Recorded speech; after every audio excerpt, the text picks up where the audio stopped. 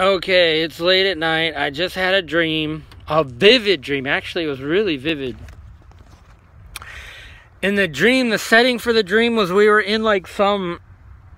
The reason I'm making this video, just so you know, is I just had the dream, and this is... I may or may not post this video. I might watch this tomorrow, process it. Maybe I'll have another dream. I don't know. But I was in some town. I think I was in Alaska, actually. Because it was like... Okay, every time I've seen a World War III dream, a nuclear strike dream, it's been daylight in the United States, but nighttime in like Russia. And this dream, it was like late in the... It was like dusk. It was like dark out, but not nighttime yet. It was like... Anyway, all of a sudden, a big old flash just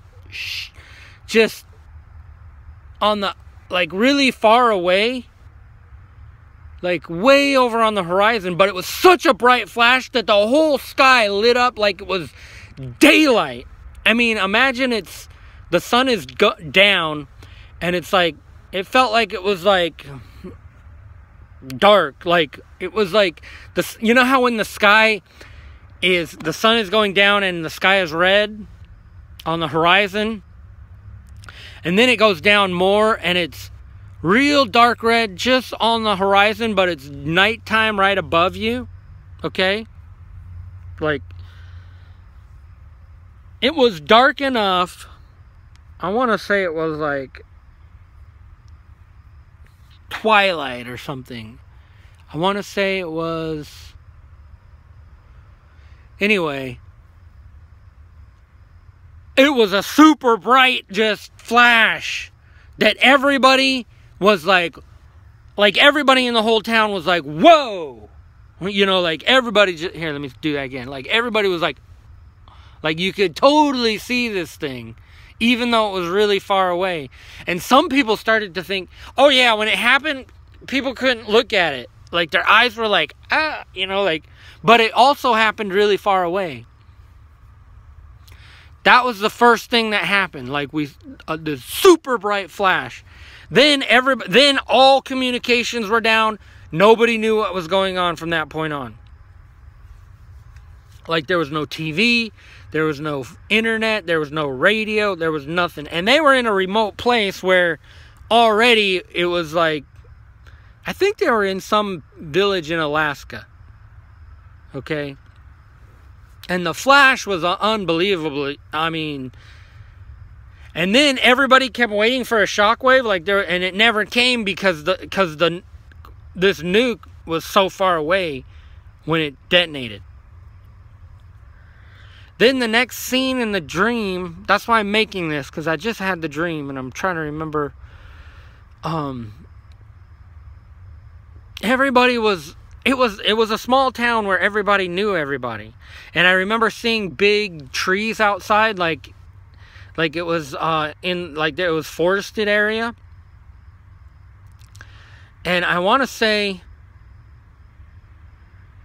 it was such a remote place, like a remote town, that I think there was only like maybe 500 or 600 people in this whole town. I mean, it seemed like a small town, and it seemed like everybody knew each other.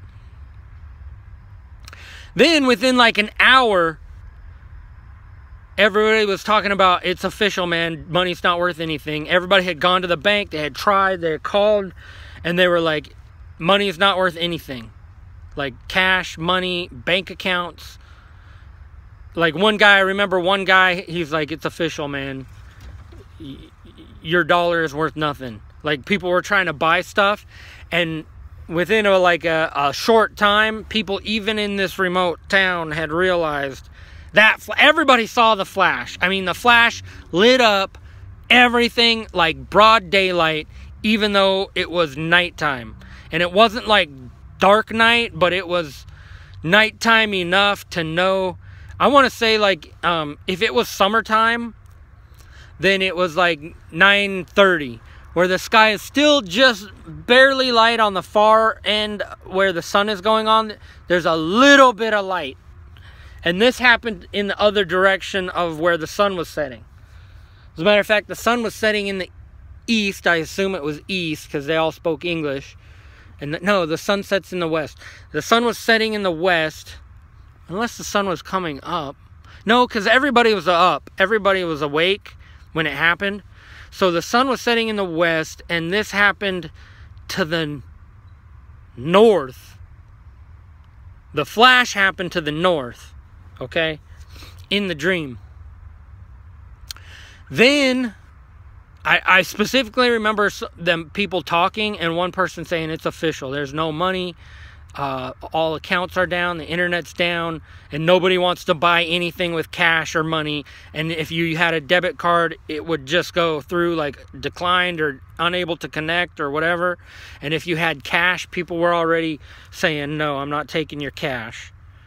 And then I think some time went by because that was all in the same dream. So I think it had been like about an hour when everybody realized that money was not working, and and somehow there must have been some kind of communication with other towns where people were like, yeah, we saw a flash too, and you know, or something. I don't know. I just don't know. But then I saw pandemonium in this town. And there was a guy who had a truck, like he worked as a logger. He had a beat up truck. Like, actually I saw it clearly. It was an older Toyota truck, one of those 4-cylinder. It was a 1989 year Toyota truck. I remember that year because I saw the truck clearly, and it was pulling a little trailer, and this guy was a logger, and he had one of those he had a bunch of gas in the back of his truck, and he had chainsaws. And the reason he had extra gas is because, and everybody was envious of this guy. They're like, oh wow, he's got it made, you know, like he was some sort of multi-millionaire or something. Everybody was like, his truck is still running and he's got extra gas, wow. You know, like gee. And everybody was walking around asking. I remember somebody was like, people kept coming up saying, hey, can I have some gas? Or hey, and one guy, I remember a guy I was with kept saying, no, you can't. No, I'm sorry, I'm not giving you anything. No, I'm sorry, you can't. Like, everybody was walking around asking everybody for something, and everybody wanted to get out of town and go find out what the heck is going on. And nobody knew what was going on. They just all knew they saw a huge flash on the horizon at night. And now everything's down. No internet, no TV, no phone. Even other forms of communication were down. Everything was down. And within like an hour, they knew money's not worth anything. And then all of a sudden, everybody's asking for and then I remember one guy started freaking. They were in like a community store, and a lady was still on her job. Like, she was just sitting there behind the cash register, and like, she was playing a game on her phone, actually. And the power, I'm trying to remember, I think the power was like partially still working. Like, because it was like the lights were off, but some lights were still working. And I remember this guy started to freak out. He says, I know exactly what's going on. I know this is a nuclear war. And he's like, New York is being overrun right now. I know it. And he was like freaking out.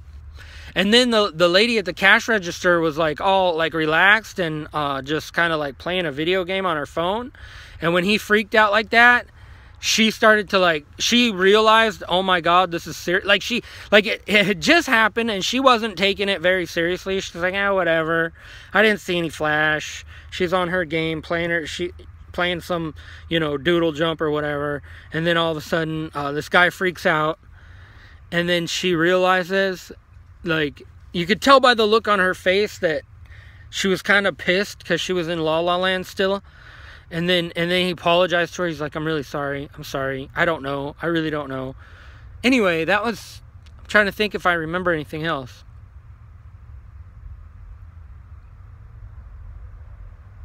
Lord, is there anything else that Father God, in Jesus' name.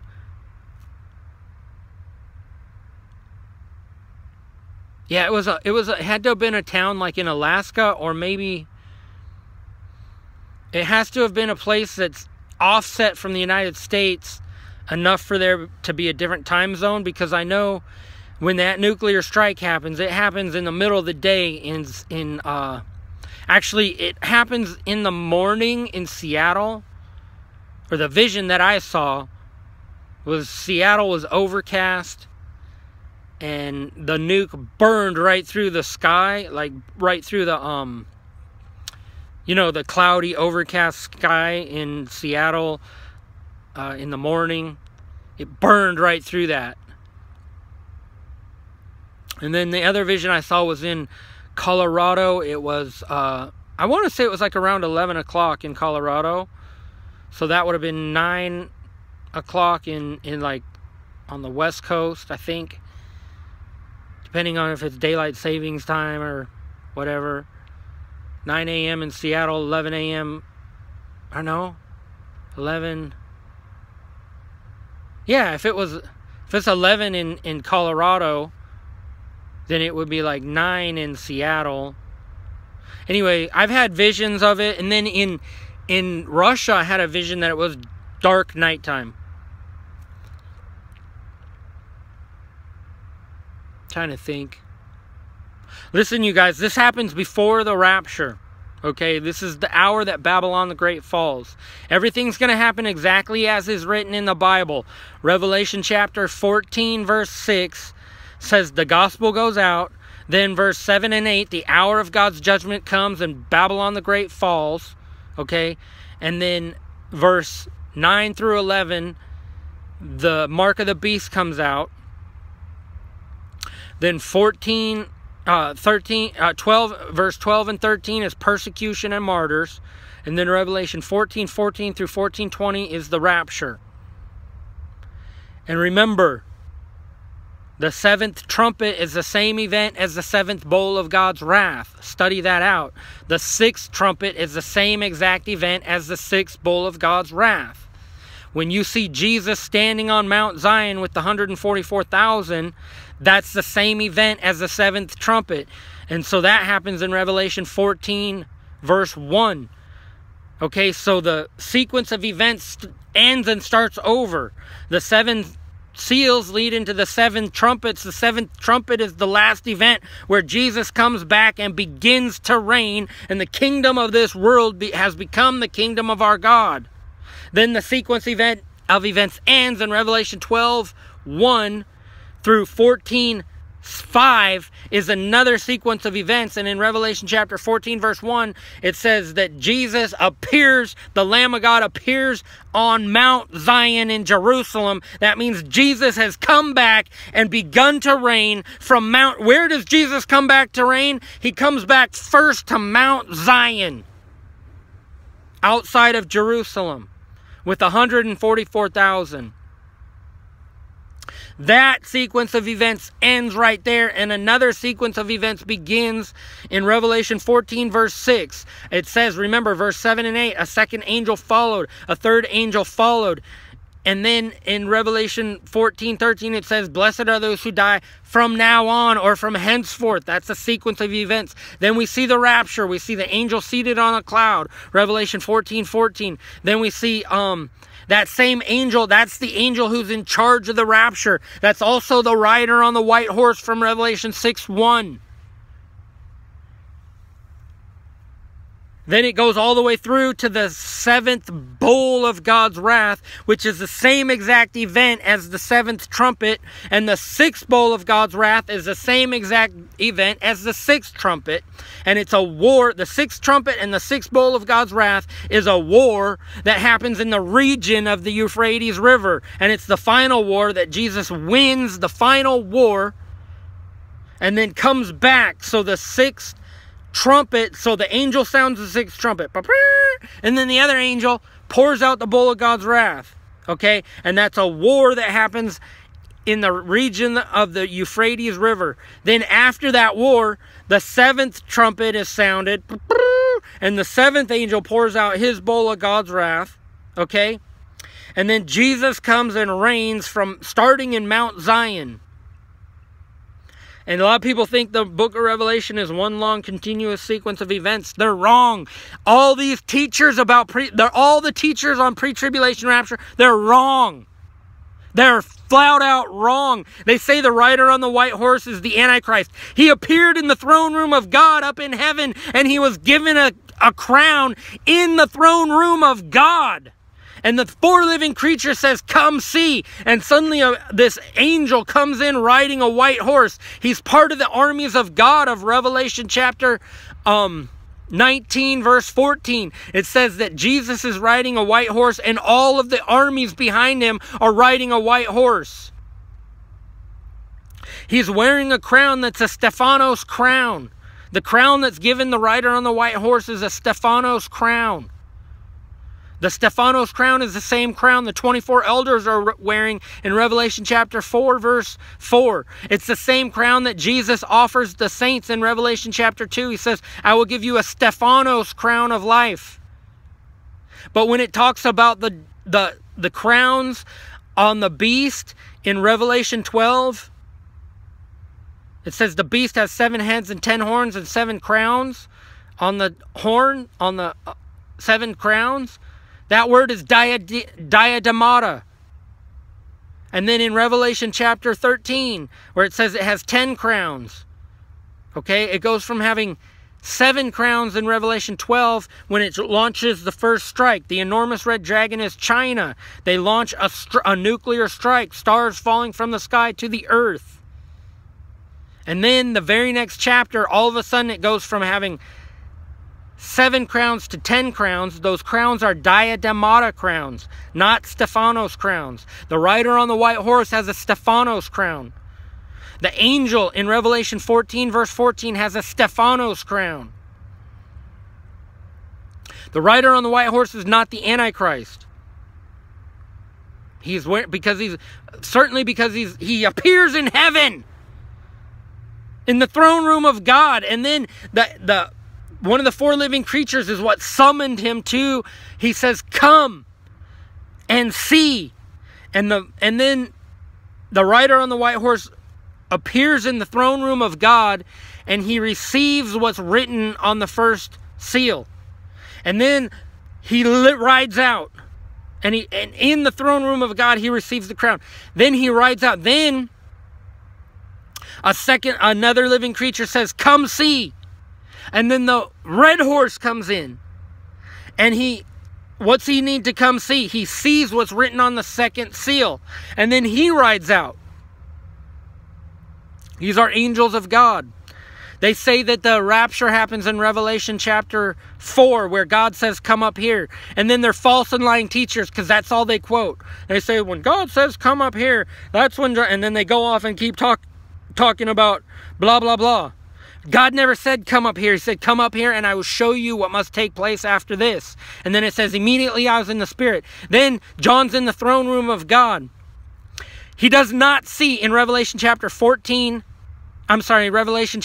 and 5. He does not see a multitude in heaven from every nation holding palm branches. But in Revelation 7 verse 9, all of a sudden, before the Lamb of God, in the throne room of heaven, there's a multitude from every nation. So the rapture happens somewhere after 7 verse 9. And then Revelation chapter 5, the 5th seal, chapter 6, the 5th seal, God says, 1, there's souls underneath the altar. Okay, if the rapture had happened, they wouldn't be under the altar anymore. They'd be in the throne room of God.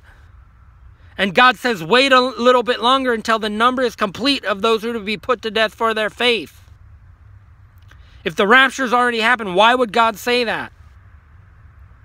Revelation chapter 7 verse 9 is the same event as Revelation 15:2. You need to study this out. When the 5th bowl of God's wrath happens, the locusts with the sting of a scorpion are released into the earth. And then the 5th trumpet, when the 5th trumpet is sounded, locusts with the sting of a scorpion, Revelation 9:4, are released into the earth. At that time, painful and ugly sores break out on the people. That's Revelation chapter. That's the first bowl of God's. The fifth trumpet is the same event as the first bowl of God's wrath. That's what I'm trying to say. And then the sixth trumpet is the same event as the sixth bowl of God's wrath. And the seventh trumpet is the same event as the seventh bowl of God's wrath. And what happens in Revelation chapter 13 verse 10 where God said, where it's written, this calls for patient endurance and faithfulness? That's the same event as when it happens in Revelation chapter 14. Verse 12. It says this calls for patient endurance and faithfulness. It says it in chapter 13, verse 10, and chapter 14, verse 12. That's happening at the same time. The stars falling from the sky happens in Revelation chapter 12. That's the second sign in the sky, Revelation 12:4. Then it also happens in Revelation chapter 6, verse 12 through 17.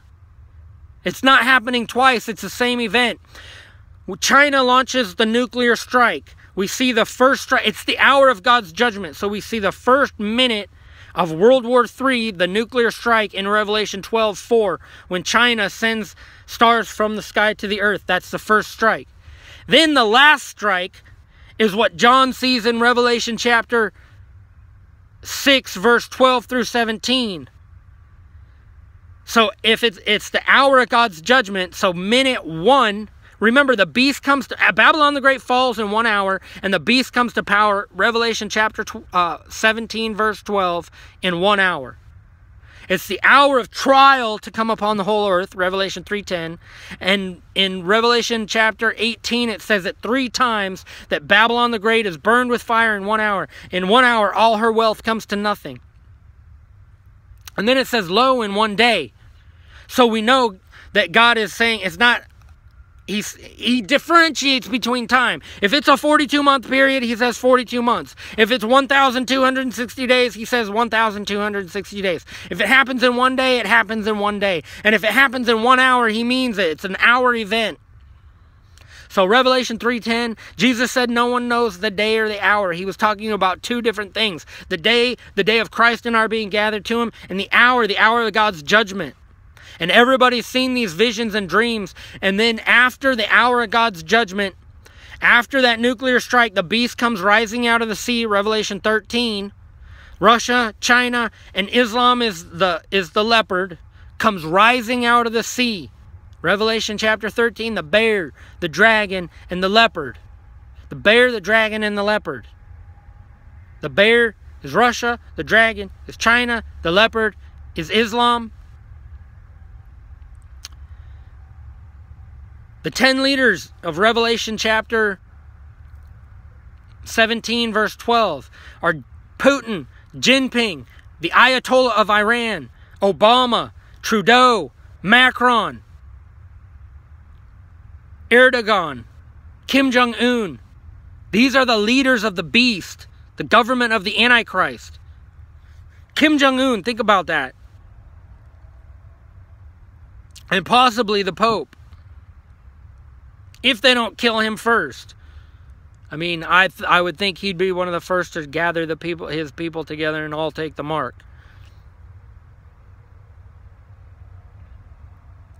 Then when the mark of the beast comes out, they're going to be really nice at first. They're going to be like, come on everybody, let's all gather around and become part of this new economy. Come on friends. Come on everybody, let's all get together. Oh, this mark, it's going to be for your security. We'll be able to, anybody who commits a crime, we'll be able to track them down real quick. Oh, this mark, you can't buy or sell unless you have it. But once you have it, we're going to create a utopia society. But everybody's always going to long for the days before. Remember the days before the nuclear war? Everybody's always, remember America?